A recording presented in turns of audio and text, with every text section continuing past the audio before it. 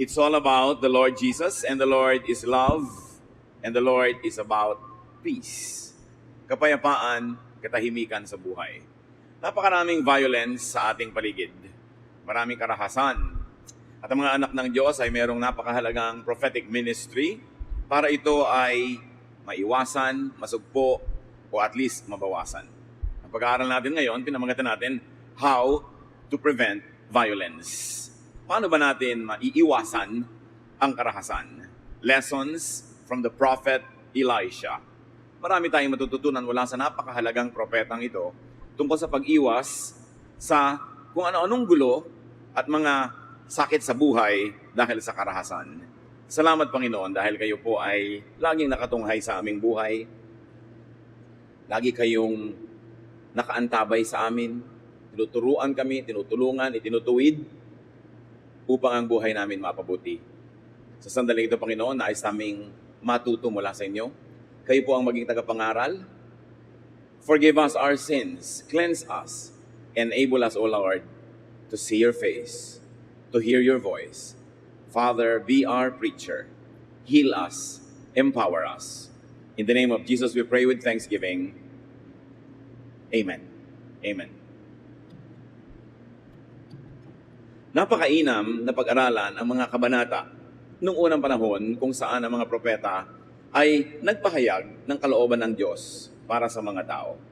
2 Kings 6:8-10. Time after time, when the king of Syria was at war against the Israelites, he met with his officers and announced, "I have decided where we will set up camp." Each time, Elisha would send this warning to the king of Israel. "Don't go near there. That's where the Syrian troops have set up camp." So the king would warn the Israelite troops in that place to be on guard. Ang Israel, laging may gera. Laging may kaaway. At natural lang, dahil maraming grupong nag-aagaw-agawan sa kaprasong lupa. At noong panahon na atin ngayong pinag-aaralan, si Elisha yung propeta. Yung mga malalakas na mga sundalo ng Syria, kapag nagbabalak sila na dito sila magkakampo, doon sila hihimpil, nalalaman ni Elisha na propeta. Pinasasabihan niya ang hari, huwag ka doon magpadala ng mga sundalo mo dahil nandun yung mga Syrians. Huwag kayo doon dumaan dahil matatambangan kayo. Yun ang napakahalaga niyang ministry. Iniiwas niya ang magkabilang panig na magkatagpo at magsalpukan. The prophet was a blessing to Israel even at war and even for warfare, though he was not a soldier. So the blessing he brought was prevention of encounter, of violence, the prevention of bloodshed on both sides. Napakarami kasing namamatay sa digmaan. Maraming babae ang nagiging balo, maraming mga ina, mga magulang ang nawawala ng anak, at maraming mga bata, mga anak ang nauulila. Dapat maiwasan ang di naman laging kailangan at in fact kahit kailan na hindi kailangan na patayan. At dyan pa lang meron tayong mga matututunan mga kapatid, how to prevent violence according to Elisha. Violence not only in the battlefield, but violence at home. Violence in our very social circles. Unang-una, nakita natin dito, be committed to peace. Be committed to non-violence. Kailangan tayo, lalo ang mga anak ng Diyos, ay malinaw sa atin na ang ating goal ay kapayapaan, hindi gulo. Magkasundo-sundo, hindi mag-away-away. Magkaroon ng katahimikan, hindi yung lagi tayong manalo. Kasi pag gusto natin laging manalo, may matatalo. At yung natatalo, laging gaganti. At pag gumanti yung natatalo, simula na naman ang gulo. At pag magulo, may mananalo uli, may matatalo na naman, walang katapusan. At ganun din kumisan sa mag-asawa. Sa kagustuhan ng lalaki o ng babaeng manalo, sa kanilang awayan, sa kanilang mga salitaan, sa kanilang mga tunggali, laging may natatalo na naghihintay lang na makaganti. Nagtatanim ng sama ng loob. Ganun sa mga magkakapatid. Ganun sa magkakaibigan. Tuwing merong gustong manalo at tuwing merong may nananalo, humahaba ang gulo. Hindi naman kasi pumapayag yung natalo na paapi na lang lagi. Naghihintay lang ng pagkakataon para makaganti. But Elisha prevented bloody clashes. He did not promote ambushes or massacres. Ibinubunyag sa kanya ng Diyos ang lihim at ang iniisip ng kalaban. Alam niya kung nasaan ang mga kalaban, pero ang impormasyong ibinibigay niya sa hari ay hindi para mapagsamantalahan nila, na alam nila kung nasa ng kalaban at pwede nilang tambangan, pwede nilang imasakir, kundi iniiwas ni Elisha na magsalpukan ang dalawang panig. At napakahalaga na umiiwas sa gulo, especially if you were weak. The weak should resort to diplomacy. And the strong should be gentle and magnanimous. Yun ang talagang kalooban ng Panginoon. Dapat ang mga anak ng Diyos, because it's all about Jesus, we should say no to religious wars. Ang nakakapagtaka, merong mga Kristiyano daw, mga mananampalataya, tagasunod ni Jesus, pero ang gusto ay gera, gusto ay religious war. Isuong ng isuong ang mga iniisip nila ay anak ng Diyos, ilaban sa mga hindi anak ng Diyos. Hindi matatapos ang kaguluhan, yung violence sa mundo, lalong-lalo kung may religious wars. In fact, most of the wars fought in all of history were religious in nature. Kaya kung gusto natin maging it's all about Jesus, maging talagang tunay na espiritu ni Jesus ang naghahari sa buhay ng mananampalataya, hindi ka war freak, hindi ka violente, hindi ka aggressive. Sasabihin mo, pag hindi ako aggressive, pagsasamantalahan ako, no, kailangan meron ding rule na uma-apply sa kabilang panig, doon sa malakas, doon sa aggressive. At babalikan natin yung puntong yon. How else do you prevent violence, avoid and prevent open confrontations, as we have seen and already have been discussing? Elisha directed his people away from that. Hindi niya isinusuong sa gulo, iniiwas niya. At dapat ganun tayo sa ating mga mahal sa buhay. Ikaw si babae, nakasakay ka sa jeep. Yung katabi mong lalaki sa kabila, kalabit ng kalabit sa'yo. Yung katabi mo namang asawa mo o boyfriend mo o anak mong lalaki dito sa kabila naman, isusumbong mo pa yung kumakalabit sa'yo. Ang ginagawa mo actually, isinusuong mo yung asawa mo o yung kamag-anak mo sa panganib, sa gulo, sa away. Daddy, kinakalabit ako. Ano gusto mo? Makipagsuntukan yung asawa mo na kahit natatakot, siyempre magtatapang-tapangan.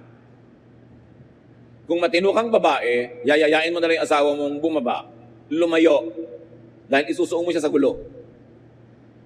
Do not situate angry enemies at the same place and time. At dapat i-apply natin ito sa ating buong pamilya, mga magkakaibigan, kahit sa office. Pag merong parehong galit, huwag niyong pagtagpuin muna.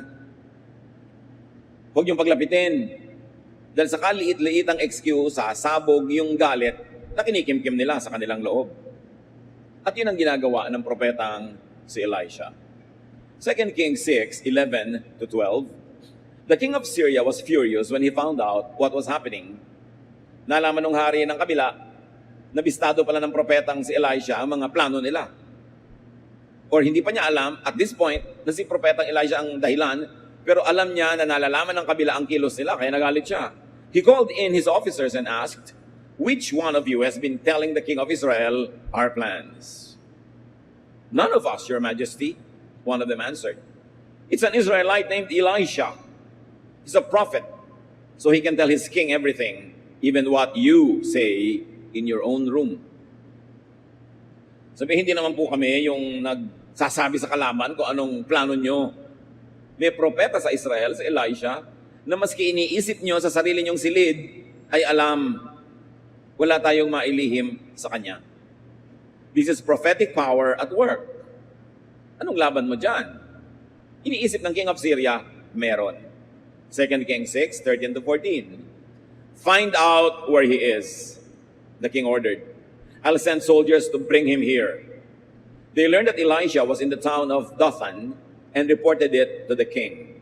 He ordered his best troops to go there with horses and chariots. They marched out during the night and surrounded the town. Yun pala may propeta ang Israel. Alamin nyo kung nasan at dadakip ko agad-agad. Nalaman nila na nandun pala sa ganitong bayan, sa Dothan, itong si Elisha. Kung kaya naman, lumusob ang pinakamagagaling na kawal ng hari ng Syria, nakasakay sa mga mabibilis at matitibay na mga chariots, at ito ay hinihila ng mga malalakas at mabibilis tumakbong mga kabayo. The best of the Syrian soldiers to capture the prophet. So you see here a very dramatic, impending confrontation. Military might versus the man of God versus spiritual power. Dito mag-uumpugan, magbabanggaan ang dalawang kapangyarihan, kapangyarihang physical, panglupa, at kapangyarihang spiritual, makalangit. Pero sabi na sa Zechariah 4:6, I am the Lord all-powerful, so don't depend on your own power or strength, but on my Spirit. Huwag daw umasa at sumandal sa mga pansarili lamang na lakas, kundi sa Espiritu ng Diyos umasa. The Lord is the refuge for the weak and the check to the strong. Nagbibigay talaga ang Diyos ng balanse. Siya ang pwedeng takbuhan ng mahihina at siya naman ang pwedeng sumupil, pumigil sa mga sobrang malalakas. Psalm 20, verse 7, some people trust the power of chariots or horses, but we trust you, Lord God. Napakalinaw ng sinabi ng Zechariah at ng Psalm. May mga nagtitiwala sa lakas na panglupa, pero kaming mga naniniwala sa inyo, Diyos, kaming mga anak nyo, nagtitiwala kami sa inyong spirito, sa inyong kapangyarihan. Hindi ibig sabihin na walang kwenta yung physical strength, na walang kwenta yung physical prowess, pero nawawalan nyo ng kwenta kung doon ka lang aasa na wala namang kakambal at kasamang espiritualidad. At lalong walang kwenta yon kung doon ka aasa at ipanglalaban mo sa kalooban ng Diyos. Pero yung lakas, talino, husay, napakaganda niyan kung gagamitin mo ayon sa kalooban ng Diyos at sa paggawa ng kanyang ipinagagawa sa atin. Pero kung ibabangga mo yan sa Diyos, wala kang kalaban-laban. At kung diyan ka aasa na walang connection sa Diyos, mali ang inaasahan mo. 2 Kings 6:15, when Elisha's servant got up the next morning, he saw that Syrian troops had the town surrounded. Sir, what are we going to do? He asked. So nung gabi, lumusob ang mga kabayuhan na ito, mga chariots. At nung umagang-umaga, ang assistant, ang male servant ng prophet, ay maaga siyempre nagising. Lumabas siya sa kanilang bahay o sa kanilang tent, kung saan man sila nakatira, para maghanda siguro ng pagkain, para maglingkod sa kanyang among propeta. Ang mga propeta nun ay laging merong mga male assistants. At maging si Paul ay laging merong ganon. At paglabas ng male assistant na ito, nagulat siya. At kung may bit-bit man siyang palanggana ng tubig o pitsil, baka maaring halos mabitawan niya ito. Dahil nakita niya, nakapaligid sa kanilang kapitbahayan, lalong-lalo sa kanilang bahay, ang mga kabayuhang sundalo ng kalaban. At agad-agad niya, na tinawag ang pansin ng propeta, ano po ang ating gagawin? Naliligid tayo ng mga kalaban, ng mga sundalo, naka-chariot pa. So the servant discovered an alarming development. Naturally, the servant saw what was visible to the naked eye. Dahil servant lang naman siya ng prophet at hindi siya yung prophet, may nakikita siya pero limitado. Ang nakita niya, yung physical reality, natakot tuloy siya. The servant was gripped with fear and therefore expressed his concern. The mighty Syrian elite troops surrounding the town. When you look at and when you see only what is normally visible, you could have much to fear or to worry about. Pag ang tinitingnan lang natin, tinititigan, pinapansin ay yung nakikita ng mata, marami talagang nakakatakot. Pag nilimitahan natin ang ating sarili sa human reason, sa practical, sa visible, maraming nakakatakot sa buhay. What the naked eye sees could scare you. Meanwhile, may iba pa bang realidad na dapat makita bukod sa nakita ng servant? Kaya nga may servant, may prophet, iba yung prophet at iba ang nakikita ng prophet. 2 Kings 6:16 to 17. Don't be afraid, Elisha answered. There are more troops on our side than on theirs.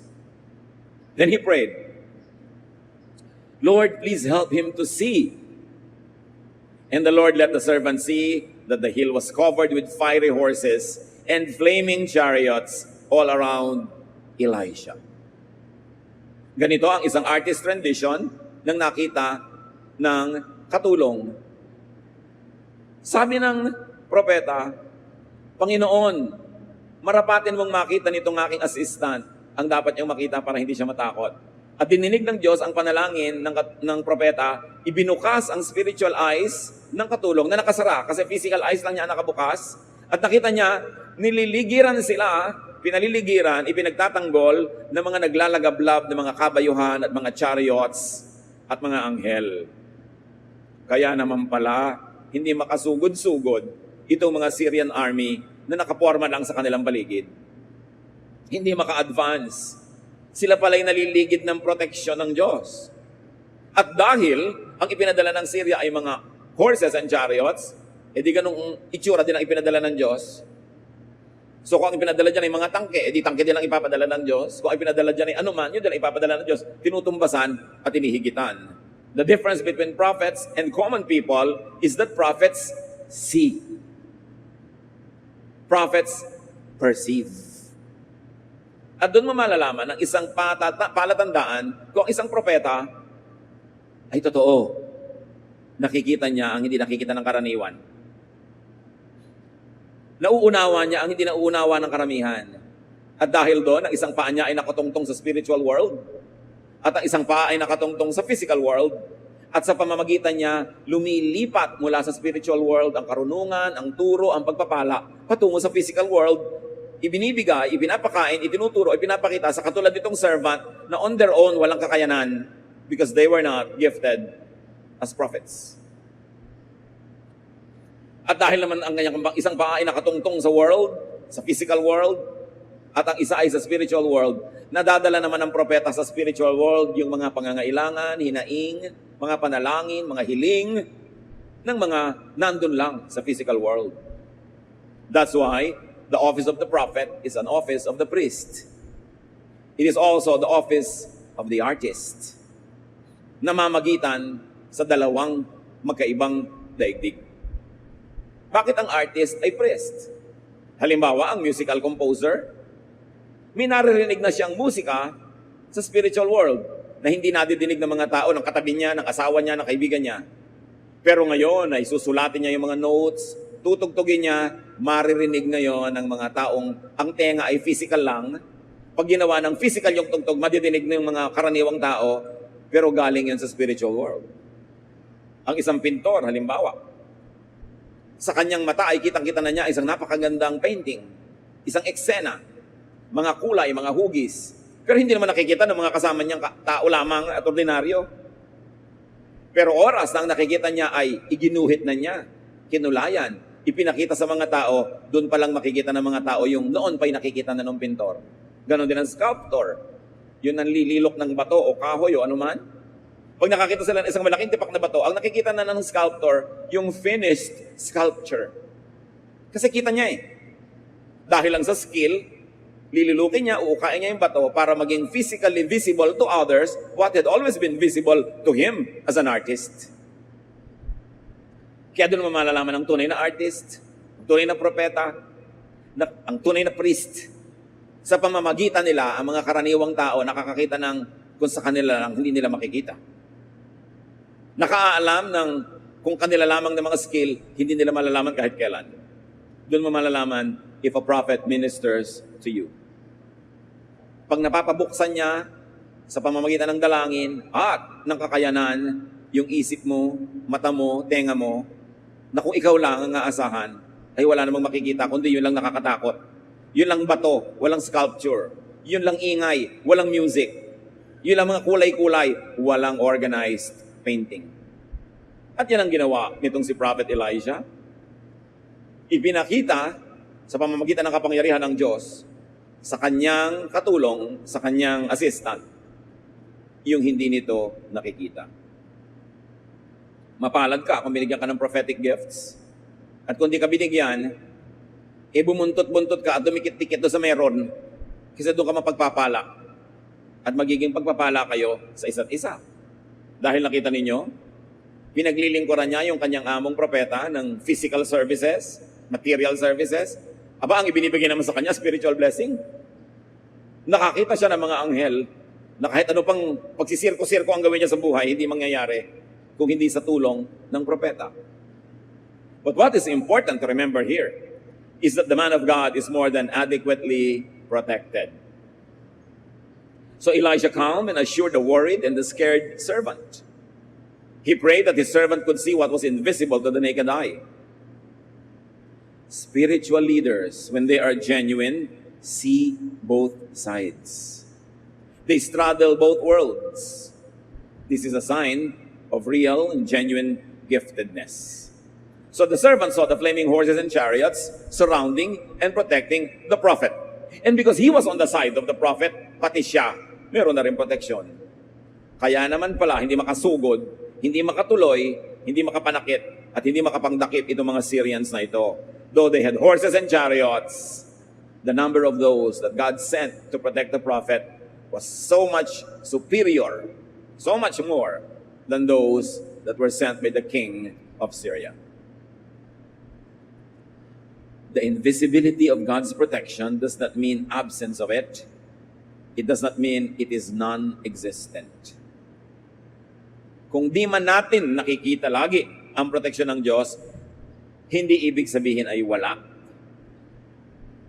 Mayroon, hindi lang nakikita ng mga karaniwang nilalang. Pero laging ang presensya ng Diyos ay nandun. Laging ang proteksyon niya ay nandun. Kailangan lang na makita mo, at kung hindi mo nakikita, maramdaman mo, at kung hindi mo pa rin nararamdaman, ipakita at iparamdam sa iyo ng mga nakakaramdam para mapayapa ang iyong loob. Para matahimik ang mga takot at pangamba. Battles have moral and spiritual dimensions. Make sure you fight on God's side. Now, the moral issue here is not Syria's war with Israel. Natural lang na makigera naman ang Syria because of national interest. Kasi yung lupain din niya, pinapangalagaan din niya, ayaw din niyang basta-basta na lang ibigay sa iba. Hindi yun ang issue. The issue is Syria's military being used against a non-violent man of God. Yun ang tunay na issue. Mga sandatahang lakas, ginagamit sa isang wala namang sandata at wala namang physical lakas na propeta. But God protects His prophets and His anointed ones. Isang bagay na hindi natin dapat limutin kahit kailan. Hindi pinababayaan ng Diyos ang mga tunay niyang hinirang. Psalm 105:15, do not touch my anointed ones. Do my prophets no harm. Malinaw ang utos ng Panginoon. Huwag mong kakantiin, huwag mong gagalawin, huwag mong sasaktan ang mga hinirang niya.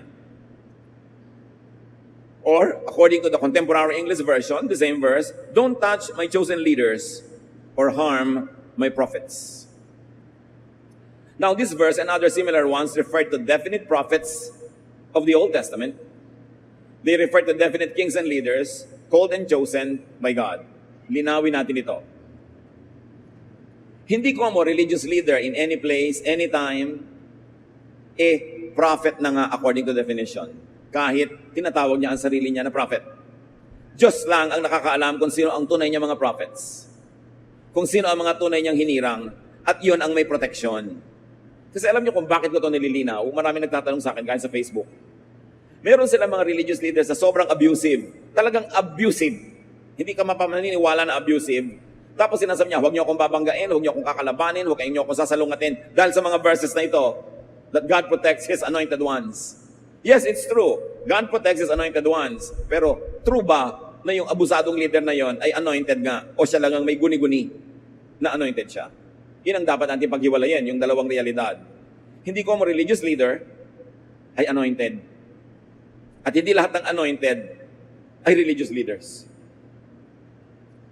At hindi ko mo leader ka, Diyos lang naglagay sa iyo doon. May inilalagay ang Diyos at merong siya lang nagsiksik sa sarili niya para malagay siya doon.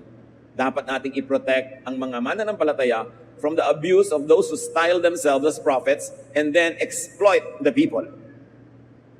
At pag sinasabi sa Bible na do not touch my anointed ones, those were actually referring to real people, prophets and kings of the Old Testament. While there are still true prophets today, nobody really knows for sure who and where they are. So suriin mo, bukas ba ang mata niya? Nabubuksan ba niya ang mata mo sa hindi mo nakikita? Nadidinig mo ba through him or her ang hindi mo nadidinig sa iyong sarili lang? Baka nga siya ay gifted with prophecy.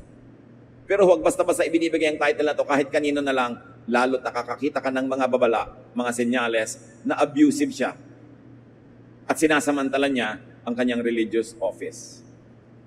This could be so gravely abused by pursuers, by pretenders, by fakes, by false prophets, by just any religious leader.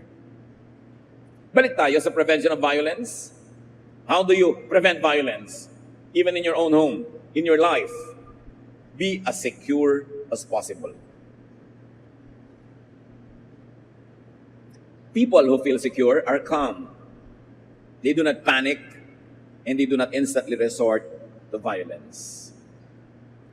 Pag ang tao hindi insecure, kumbaga ay secure nga siya, pag ang tao ay tiyak sa kanyang sarili, alam niya kung saan siya nakatayo, hindi siya nalilito. Pag ang tao ay nakakaalam kung ano ang pwede at kaya niyang gawin, lalo't siya ay mayroong lakas naman, may kakayanan, hindi siya madaling magalit. Hindi siya aggressive. Hindi siya lagi na naglalakas-lakasan, nagsisiga-sigaan, kasi hindi niya kailangan. Kasi alam niya kung sino siya. And that was why Elijah was calm.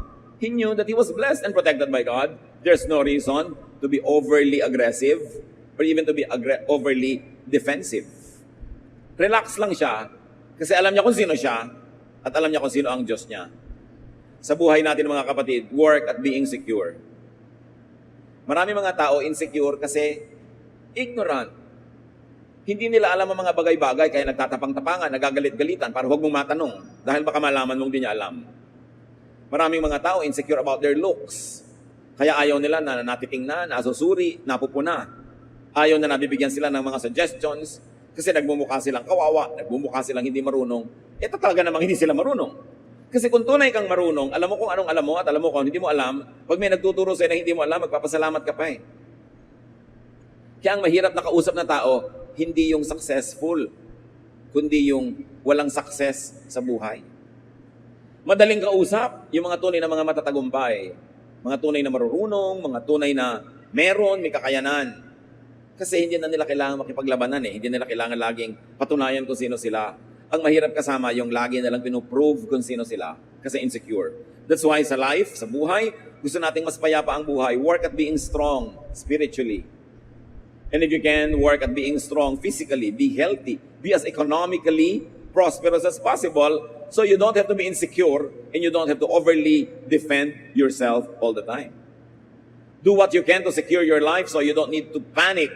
You don't need to be offensive just to defend yourself. Kumisa naman, ayaw lang nating masaktan eh, kaya tayo na yung naunang nananakit. Ayaw mo lang maapi, kaya nagtatapang-tapangan ka. Ayaw mo lang masukol, magipit, kaya nagagalit-galitan. Pero kung aalisin natin sa buhay natin yon, payapa ang loob natin, hindi tayo kailangan maging mabalasik, hindi tayo kailangan maging agresibo. Defensive people usually are also very offensive people. May nasasabi ka lang, galit agad. Kasi may nasasaling, may nagagalaw na amor proprio. Insecure lang pala. So the prophet was secure. He could afford to be kind and to be calm. 2 Kings 6:18. As the Syrian army came closer, Elisha prayed, Lord, make those soldiers blind. And the Lord blinded them with a bright light. So, hinayaan naman ng Diyos na lumapit-lapit pa para madramatic lalo ang encounter yung mga kabayuhan na army ng Syria. At dinalangin ng propeta, Lord, bulagin niyo po sila. At binulag sila ng Diyos ng nakasisilaw na liwanag. Didinig ng Diyos ang prayer ng prophet. James 5:16, the prayer of the righteous is powerful and effective. Yung mga matutuwid na tao, marigaluhan kang ipinanalangin ka, aba napakalaking regalo yon. Because the prayer of the righteous is powerful and effective. 19 to 21, as we continue the story, nabulag ang mga hukbo ng Syria. Elisha told the enemy troops, you've taken the wrong road and you're in the wrong town. Follow me, I'll lead you to the man you're looking for. Elisha led them straight to the capital city of Samaria. When all the soldiers were inside the city, Elisha prayed, Lord, now let them see again. The Lord let them see, that they were standing in the middle of Samaria. The king of Israel saw them and asked Elisha, "Should I kill them, sir?" Sabi nitong si Elisha, ang totoo niyan, maling lugar ang pinuntahan nyo at maling tao ang hinahanap nyo. Dadaling ko kayo sa tamang lugar, aakayin ko kayo patungo sa tamang tao na dapat ninyong puntahan. At palibas at bulag yung buong mga troops, sumunod sila sa pag-akay ni Elisha doon sa nangunguna, at sila ay dinala ni Elisha sa kalagitnaan ng kanilang capital city. Sa loob ng kanilang muog, naliligid ng kanilang mga sariling kawal. At nung ipinanalangin ni Elisha, "Lord, buksan niyo na po ang mata nila," bigla silang nakakita na nawala na silang kalaban-laban dahil nandun sila sa loob ng syudad ng mga Israelites. At sabi ng hari kay Elisha, "Ginoo, ipapapatay ko na ba silang lahat?" Kita nyo, gusto naman agad ng king, violence. Eto na nga naman, no? Corner na corner na nila ang kalaban. May giyera, papatayin na. Pero sabi ni Sun Tzu, yung isang philosopher ng ancient China, the supreme art of war is to subdue the enemy without fighting. And for sure, galing sa peaceful spirit of God yung ideya na yan. Diplomacy first, before war. So anong lesson ni Elijah sa atin? Deflect aggressive and violent energies. Yung mga hukbo ng Syria, buong-buo na sa loob nila na may gagawin silang marahas. Meron silang dadakpin. Meron silang misyon. Psych up na sila. Nagsusumabog yung lakas sa kanilang bawat bisig. Dapat may gagawin sila. So anong ginawa ni Elisha? In all wisdom, hindi niya pinigil, hindi niya pinahiya, hindi niya ginalit. Sabi niya, dadalhin ko kayo sa dapat niyong kalagyan. At siyempre, sa paglipas ng oras, sa paglalakbay nila, bulag pa naman, marami na sa mga energy noon na ubos. Humupa na ang loob, lumamig na ang mainit nilang damdamin. At nung malamig na yon, hupa na, tsaka pinabuksan ni Elisha ang kanilang mata, na gustuhin man nilang lumaban, ang laki na ng walang energy at gana para lumaban. At ito ang galing ni Elisha in preventing bloodshed, in preventing violence. He directed and channeled the troops' eruptive power.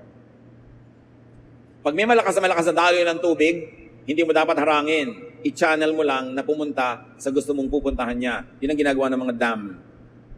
Bakit mo haharangin? E di, ikaw ang naanod. Ibaling muna sa iba. Hindi niya basta binangga at pinigil yung galit. Galit, pipigilin mo sa sabog. Babanggain mo, ikaw ang matadaganan. May lesson tayo mga kapatid agad-agad. I-apply nyo agad sa buhay. Huwag niyong babanggain ang galit. Kahit sino pa yon, kahit kayo yung amo, kahit kayo yung malakas, kahit kayo yung makapangyarihan, kahit maliit na langgam, pag galit, makakakagat. Magpakatalino kayo, huwag niyong babanggain ang galit. Kasi ang galit, nagdidilim ang paningin. Hindi na ngangatwiran. At ang galit, may lakas na hindi available sa mga taong relaxed. May adrenaline power sila. At kung may kalaban kayo mga kapatid, huwag niyo silang papalakasin. Paano napapalakas ang kalaban? Galitin ninyo, lalakas sila. Huwag niyong gagalitin ang kalaban nyo. Yung ipoprovoke nyo, tutoksohin ninyo, yung sige nga, hawakan mo nga yung tenga niya kung talagang matapang ka. Hawakan mo naman yung tenga niya, nagagalit na nga siya. Naiinis na nga sa'yo. Pagsasabihan mo pa ng masakit, susumbatan mo pa, magbubunga nga ka pa, ginagalit mo. Pag ginagalit mo ang kalaban, pinapalakas mo siya laban sa'yo. Naghahanap ka ng sakit ng katawan. At makikita mo yun pag di ka nag-ingat. Bakit mo naman papakalakasin ang kalaban mo? Di dapat pahinain mo? At yun ang ginawa ni Elisha. Pinahina. Hindi binangga, pinagawa ng isang bagay na nakakapagod. Magbabiyahe sila ng bulag. Tapos, pagod na, tsaka niya dinala doon sa harap ng kalaban, kanina man, nasa gana yung lumaban, ngayon hindi na. Humina na. Kaya sabi ng King of Israel, papatayin ko na bang lahat sila? Kasi kayang-kaya na niya eh. Ipinapatay ba? 2 Kings 6:21-22, the king of Israel saw them and asked Elisha, "Should I kill them, sir?" "No," Elisha answered. "You didn't capture these troops in battle, so you have no right to kill them. Instead, give them something to eat and drink, and then let them return to their leader." Iba namang klase makigera itong si Elisha. Ha? Pwede nang patayin, puksain ang kalaban. Sabi niya, no. Magluto kayo, maghanda ng maraming pagkain, at inumin, pakainin sila, busugin, painumin, at saka pauwiin sa kanilang leader. The king knew well as to defer to the prophet and ask the prophet what to do. Kung ikay malakas, makapangyarihan, pwede mong gamitin yon, tapos hindi ka humihingi ng payo sa marunong at maka-Diyos, pwede ka magkamali. Pero humingi siya ng payo, papatayin ko na po ba, Ginoo? At sabi ng prophet, no, you don't do anything like that. Wala kang karapatang patayin sila kasi hindi mo naman sila nabihag habang naglalabanan kayo. Dinala ko sila dito, walang labanang nangyari, so hindi mo sila bihag. You know, the prophet was observing the protocol of war. May protocol ang giyera kung sinong pwede mong ikulong, anong pwede mong gawin. At sabi ng prophet, no, you don't have a right to do that kasi hindi naman kayo naglalabanan at natalo sila eh. Walang labanang naganap. So Elisha advises adherence to war protocols. He prescribes hospitality and kindness. And again, Elisha prevents bloodshed. How to prevent violence? Counsel against violence. Magpayo tayo ng kapayapaan, hindi ng gulo. Nagtataka ko, maraming Christian ngayon gusto nila isuong ang Israel sa lahat ng giyera sa mga kalaban. At gusto nila suportahan. Giyera. I don't think that's what Jesus would counsel. And that's not what Elisha did. Sabi ni Elisha, alam mo, imbes patayin mo sila at saktan, pakainin mo, busugin mo, painumin, at pauwiin. Hindi ginalit ni Elisha yung mga sundalo na pwede nilang patayin, pero magagalit yung hari at yung mga sundalong nandun pa sa kanilang bayan, lulusubin sila. Counsel against violence, especially if it is misplaced, unnecessary, and counsel against violence if it is convertible into kindness. Opportunity to. Sabi ng makikitid ang utak, pagkakataon na natin para sila gantihan at patayin. Pero sabi ng propetang matalino at maka-Diyos, pagkakataon natin para ibahin ang kanilang isip. Palambutin ang kanilang puso, pagkakataon natin para gumawa ng mabuti. Huwag sayangin ang pagkakataon na ito. Alam niyo, ang matatalinong tao, ang pinagkaiba niyan sa hindi matatalino, nakakakilala sila ng golden opportunities. This was an opportunity to put this war to an end, not to add fuel to it. Pwede mo silang patayin. Naka-advance ka ng isang hakbang, pero gaganti lahat ang kalahi niyan, mapapaatras ka ng ilang hakbang. Pero sa hindi mo pagpatay sa kanila para umatras ka ng isang hakbang, pero dahil inalis mo ang galit nila, pinalambot mo ang puso, aabanti ka ng maraming hakbang sa kapayapaan. 2 Kings 6:23, the king ordered a huge meal to be prepared for Syria's army. And when they finished eating, he let them go. For a while, the Syrian troops stopped invading Israel's territory. Nakita niyo ang diplomacy? Pinakain nila, pinauwing busog. Anong report niya sa hari nila? Hindi naman po talaga sila monsters. Akala natin, mabait naman pala sila. Hindi kami inano, kahit pwede na nila kaming lipulin. Pinakain pa kami, pinainom, binusog, at umuwi kaming ligtas na ligtas. Siyempre, gano'n na lang ang pasalamat ng hari, hindi namatay yung mga elite troops niya. Gano'n na lang ang pasalamat ng mga babaeng ang kanilang asawa ay nandun sa army, ng mga anak na mauulilan na sana. Gano'n na lang ang pasalamat ng lahat na walan sila ng lakas na makipaggera kasi natanggal ang galit. Gusto mong manalo sa biyenan mo? Alam mo ang sagot. Magsip-sip ka. Pakanin mo, painumin mo, i-shopping mo, dali mo sa spa. Ipagawa mo ang ilong, ipagawa mo ang pisngi. Love na love ka na niya, nawalan ka ng kalaban. Nagkaroon ka ba ng kakampi? The king complied. The enemy was softened by kindness. Brothers and sisters, magpakatalino. Soften aggressive people with gentleness. Elisha's deed was spiritually superior. Hindi pumatol, hindi nakilevel. It was such a class act. May class. Hindi nakipagkalmutan. Hindi nakipagbangayan. Tinanggalan niya ng lakas para lumaban sa kanya. So mga misis na inaagawan ng kerida, Pupuntahan nyo, susugurin nyo, hihiin nyo sa office. Do you think mababawi nyo asawa nyo sa ganong paraan? Dapat meron kayong ibang tactic. Di ba?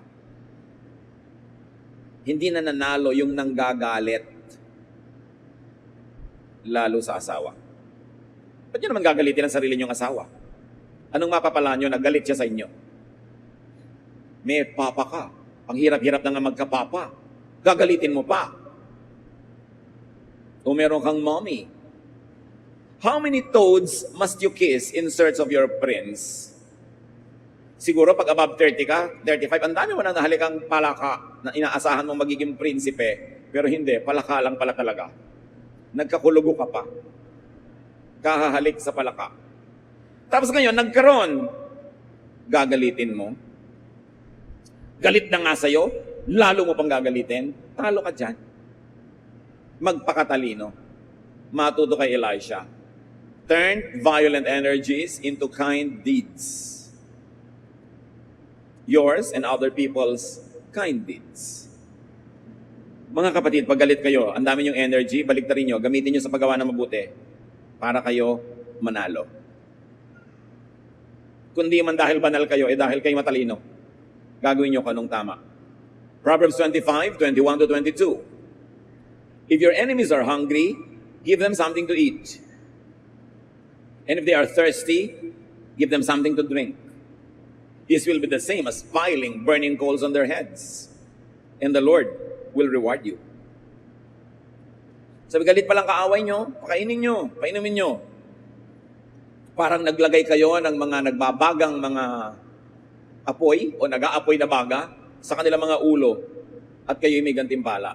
Akala nung iba, sasadistahin mo yung kalaban mo pag susunungin mo ng apoy para siya masunog. May pinanggagalingan kasi itong salitang ito that must be understood culturally.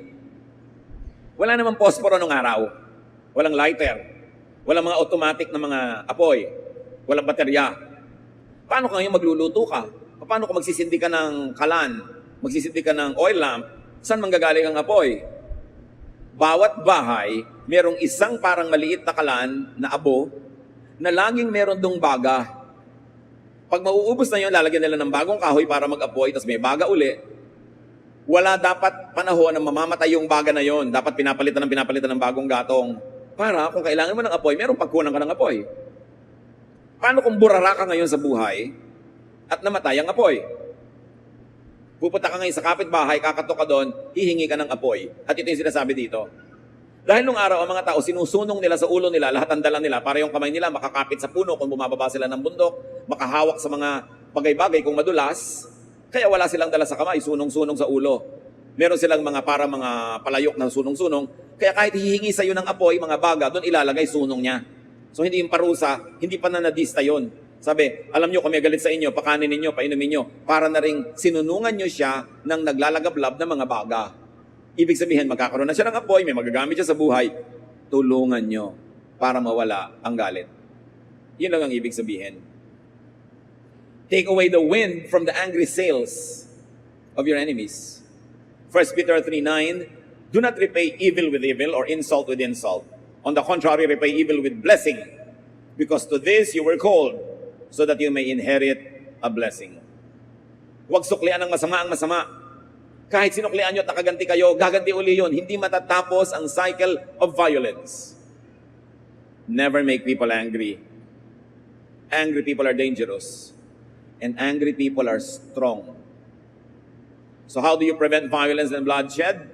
The best way to beat your enemy is to turn him into a friend. Yun ang tunay na nanalo. Kalaban nyo kahapon, kaibigan nyo ngayon, kasi may ginawa kayong tama. Kalaban nyo kahapon, kalaban nyo pa rin ngayon, wala kayo na panalunan. Kalaban nyo kahapon, kalaban nyo pa rin ngayon, pati nadagdag pa yung kaibigan niya at anak niya at makakilala niya, lalo kayo natalo. Elisha used his prophetic gifts and office for peace. To avoid violence, use yours. Ano man ang inyong kapangyarihan, influensya, lakas, gamitin nyo para mag-promote ng kapayapaan. Pag may nag-aaway, pagkasunduin ninyo, huwag kayong kumampi-kampi at huwag kayong magsulsol. Kasi lalaki lang ang gulo. The least that you can do is to stay neutral. Lalo ang mga nag-aaway sa pamilya nyo, pareho nyong kapatid, huwag kayo dapat kakampi kahit kanino. Lalaki ang gulo. Be neutral. Lalo nakakatanda ka, magpakatalino. Huwag magpe-play favorites. Kahit sa loob mo kuminsan, meron ka ng gustong kampihan, para sa kapayapaan, huwag mo nang ipakita pa yon. Kasi lalaki ang awayan. Apply this in your life. Use your position, your office, your influence to avoid conflicts and to promote peace. Because people who make peace will be called children of God. And you will harvest what you plant. Mga kapatid, ano mga gulo ang nangyayari ngayon sa inyong pamilya? Sa inyong sambahayan? Sa inyong pinagtatrabahuhan? Sa inyong social circle? Sa inyong church? Magdadagdag ba kayo sa gulo? O gagawin nyo ang dapat gawin ng anak ng Diyos na maging agent of peace? Manggagalit ba kayo o magpapahupa ng galit? Ano ang dapat natin gawin para tumahimik ang ating buhay? Napakaraming halimbawa na iniwan si Elisha. Salamat aming Diyos.